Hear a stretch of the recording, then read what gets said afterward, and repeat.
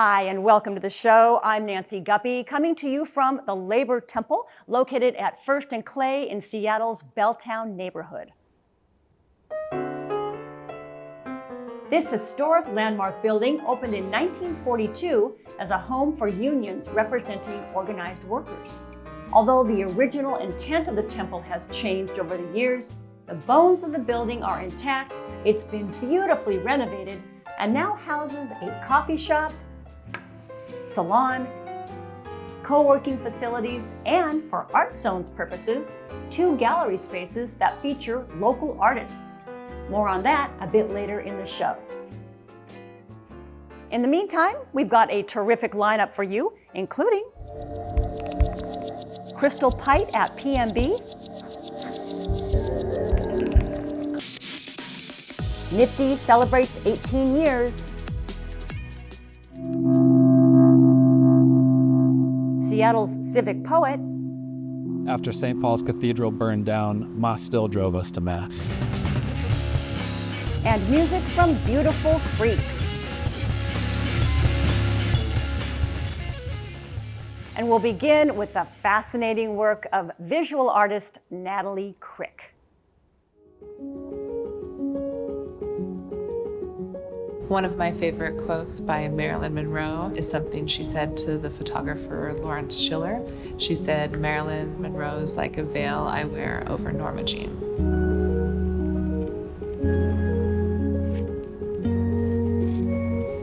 I am a Seattle-based artist, and I work in photography, collage, mixed media, and installation. So my background is in photography. I studied photography as an undergraduate student and as a graduate student. I took a photography class when I was in high school, and I got hooked. I made a lot of photographs of my cousin and my best friend. They were kind of fashion shoots in our own way. You can really see us trying to perform these different identities and trying to kind of mimic these photographs that we saw in popular culture. It's moments like those with the camera that ended up being a part of my practice now.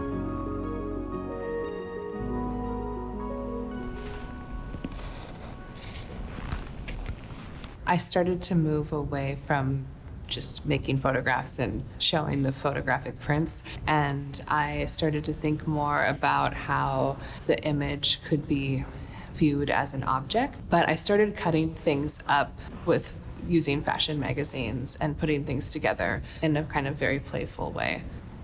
This act of sitting for hours, it is this like really slow process that in a way is really comforting and meditative.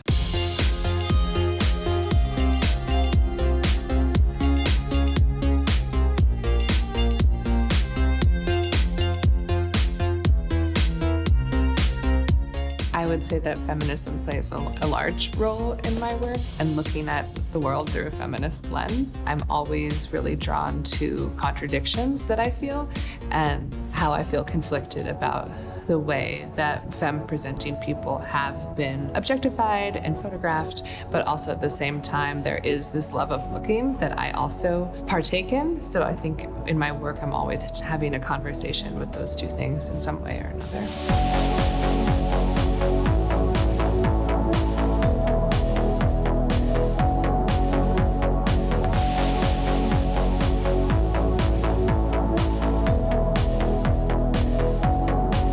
My current exhibition at the Fry is a collection of physical collages, also includes text erasure poetry that I made into photograms, and then a digital collage that is on the side of the building. So we're currently at the Fry Art Museum here in Seattle, Washington, and we're standing in what we call the Graphics Gallery. And so for this exhibition with Natalie Krick, we're really focusing on exploration into a specific compilation of photographs of Marilyn Monroe. Yeah, so I think this one is one of my favorites just because I love that Natalie really focused on Marilyn's own mark making. So everything from the show is pulled from one book and the book is called The Complete Last Sitting by the photographer Bert Stern. So this is the book, The Complete Last Sitting. These were really the first and only fashion photographs taken of Monroe. And she marked a lot of them with these large X's. But the way that he frames this in his text, he kind of refers to her as like this tragedy. Oh, she must have been making these X's over her images because of self-hatred or something like that. But I think about it very, very differently. He has written this pretty lengthy text at the beginning of the book, which is the way that he talks about her and objectifies her and then literally assaults her, is quite complicated. And I know it's a different time, but it still feels very relevant to today's world.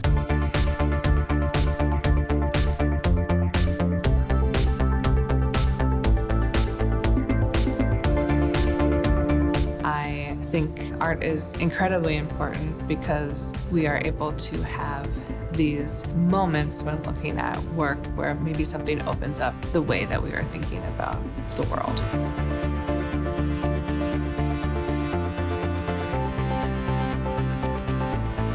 We all bring our own experiences and our own point of view to what we are seeing. I think there is so much that can be uncovered by having an art experience.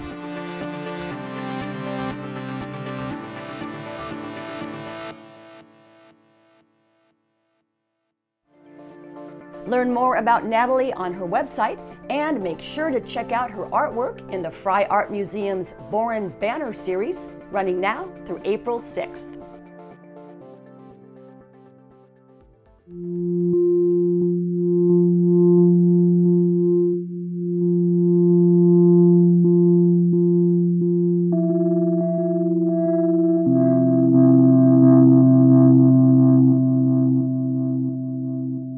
After St. Paul's Cathedral burned down, Ma still drove us to Mass.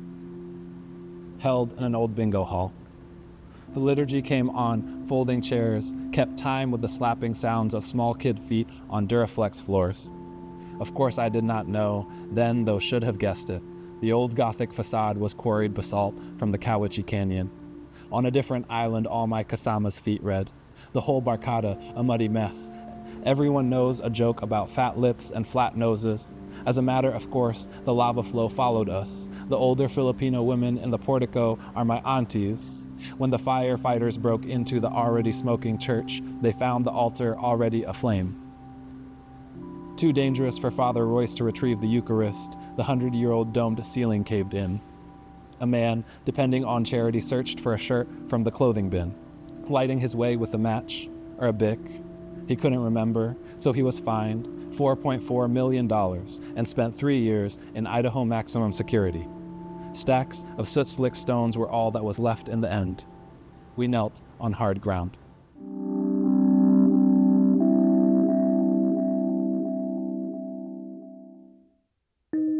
Read more of Dujie's prize-winning poetry on their website.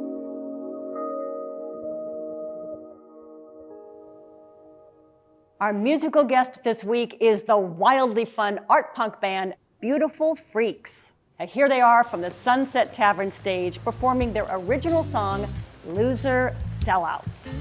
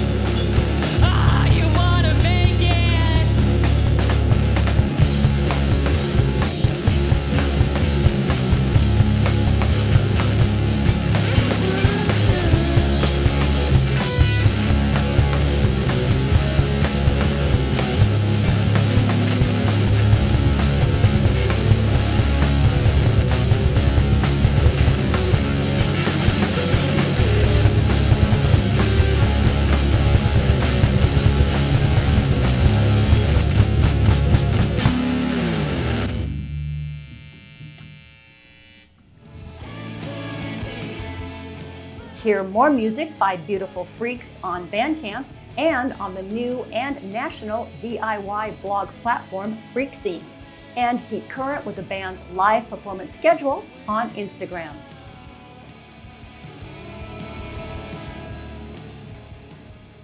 Up next is Flóra Carlile-Kovács, the artist behind Feltscape's Lichens, this lovely exhibit of felted sculpture.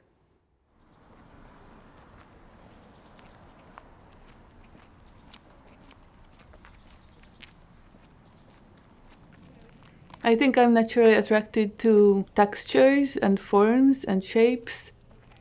I get most inspired when I see beautiful shapes that can become my composition. Colors are also very inspiring.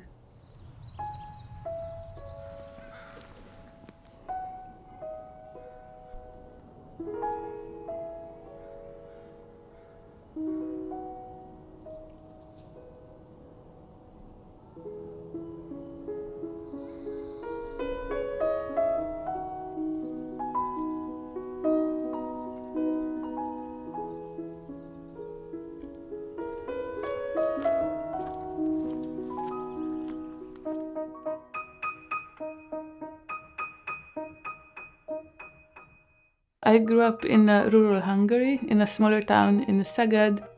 It's a big town for Hungary, but it would be a small town here.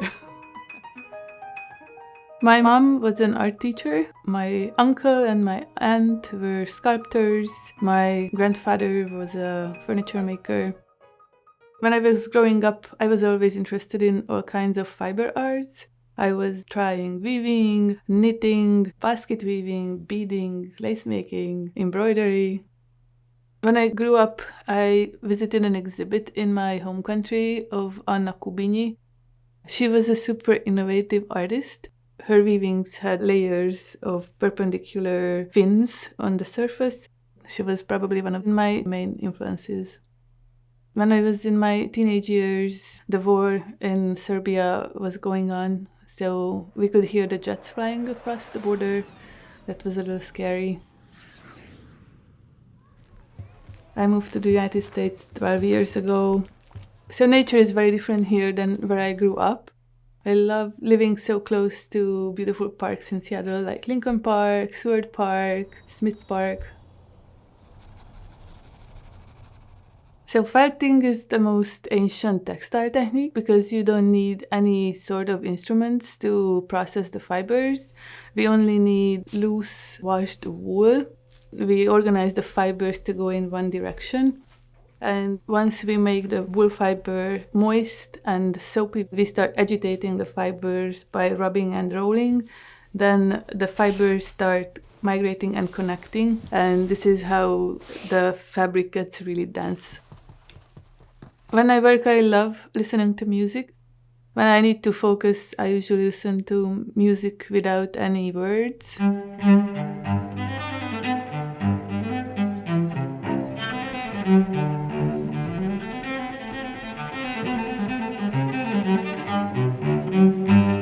And when it becomes more repetitive and more physical, then I find a music with more energy that keeps me going.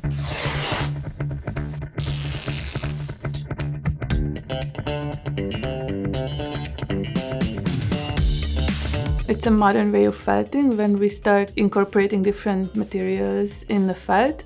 And I'm particularly attracted to using various silks, where the weave of the silk is loose enough so when I rub the wool, I can physically force the wool fibers to migrate through the weave of the silk. And in this process, the wool fiber captures the silk and then it creates that beautiful, very rich texture. I was honored to get a grant from the City of Seattle Office of Arts and Culture for creating public art, and I chose the Labor Temple as the venue. I created 6 new pieces for this particular show. My intention was to start a new line based on lichen shapes and forms. Lichens are beautiful creatures. They are basically a symbiosis of algae and fungi. Lichens grow really slowly. They grow about 1 or 2 millimeters a year. That means these bigger ones can be even 20 years old.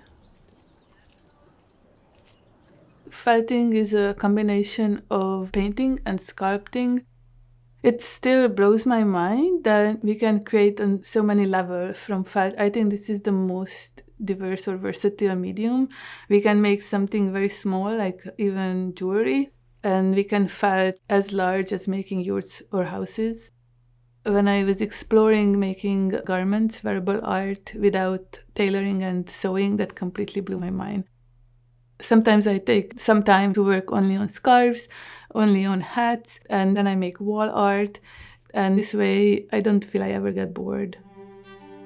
I think these pieces bring beautiful color and texture and softness and calmness into spaces.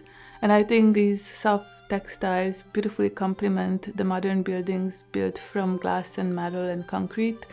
So I hope to see them in office buildings, lobbies, private homes to make people's life happier.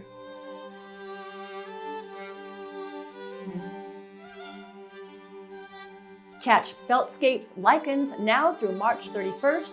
And for more information on Flóra's upcoming events, including how to sign up for felting classes, go to florafelts.com.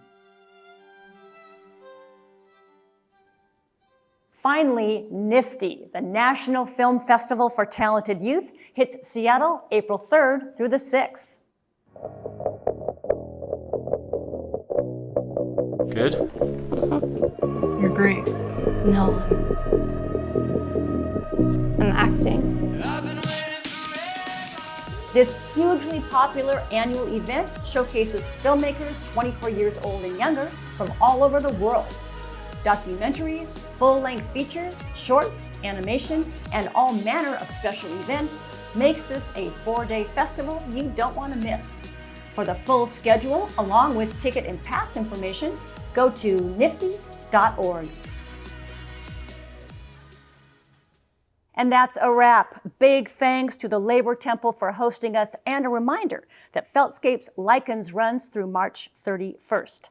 Hours and location and more information about this really cool building is at labortemple.com.